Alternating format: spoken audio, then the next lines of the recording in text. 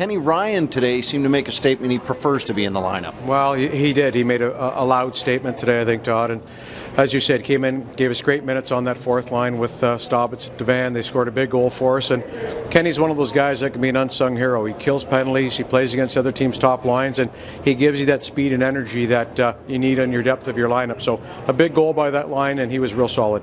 You've talked about this team having success and getting points from places unexpected. Some from Jamie Devan tonight. Well, it's nice to get some depth scoring. You know, we put a lot of pressure on our top six. You know, with Peter coming into our lineup, it moves Greg McKegg down a notch, and now you got some depth scoring in your lineup. But to get that extra bonus goal from Jamie Devan, who plays so hard, practices hard every day, it's nice to see a guy like that get rewarded.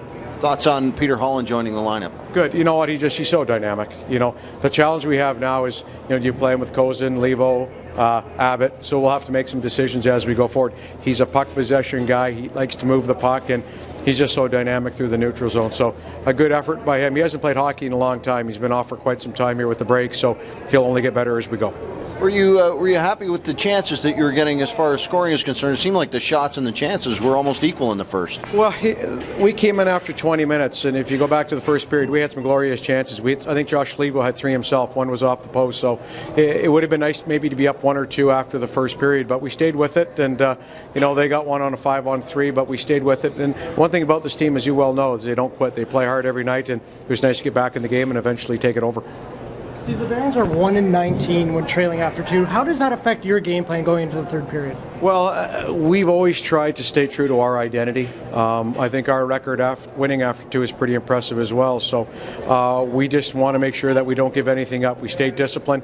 We've got an aggressive group in there, but we have to stay disciplined when you're leading a team like that, especially a team that has good offense. So I thought we did a nice job closing them out, and that starts with Garrett Sparks. What was your conversation like with Peter coming in here today?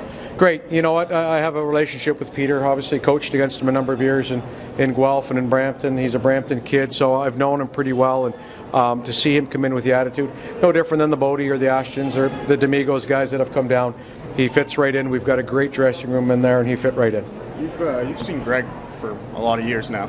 Is this probably some of the best hockey he's playing right now? He is, and you know what? It was nice getting that call in San Antonio when he got the call up, and it was excellent. And he's now turning himself into a legitimate NHL prospect, and I'm sure there's a number of teams, that not only the Toronto Maple Leafs, but the 29 other teams that are seeing that as well. So it's great to see the confidence that he's playing with.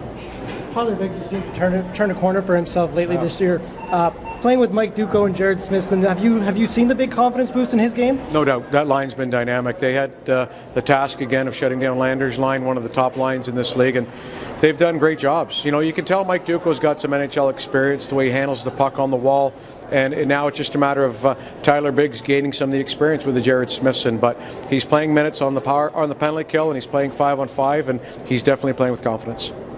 Steve, this time of the year with trade deadline around the corner, lots of scouts in the building. Do you see your guys noticing that at all? Or? You know, you hear about it in the we have a room there where the guys get coffee, and you definitely hear some of the banter. But you know what? All they can do is control their play. They can't control anything else outside of that. So it's just staying positive and allowing them to play. We were a 4-line team. We get everybody out on the ice, and if they want an opportunity to play in the National Hockey League, it's a great program to be in. Steve, we're just past the halfway point of the season now. Comparing to your expectations coming into the beginning of the season, how has the team fared in your mind? Well, my expectations were different, I think, than the media's expectations. And I know Todd and I had a sit down in Rockford where we talked about that, where our expectations, Dave Poulin and myself, Gord Dineen, Derek King, were to be a playoff team and to see where it takes us. But to get there, the mandate was to play our kids, the Tyler Biggs, the Levos, the McKeggs, so on and so forth. And I think we've done a good job of that. But, you know, I think if you had to ask some of the people in the business, maybe this is a team that maybe is exceeding expectations. But I think we knew from day one if we played hard with our goaltending and our defense, we'd be a tough team to beat every night. And that's so far proven to be true. One last thing for you. Kenny Ryan seems to be game after game seems to be improving even more at center. Which do you prefer playing him, on the wing or at center now? Well, you know what? The mandate for him is to be able to play both. Josh Levo's the same, because if you're going to get a call up to the National Hockey League, it's nice to know that you can play either position. But for me, he's a centerman. He's able to use his speed through the neutral zone. He doesn't have to come back into our end and stop. He's able to keep his speed up. So I see him as a centerman, but he can also play the wing, which allows him that versatility to be a call-up guy.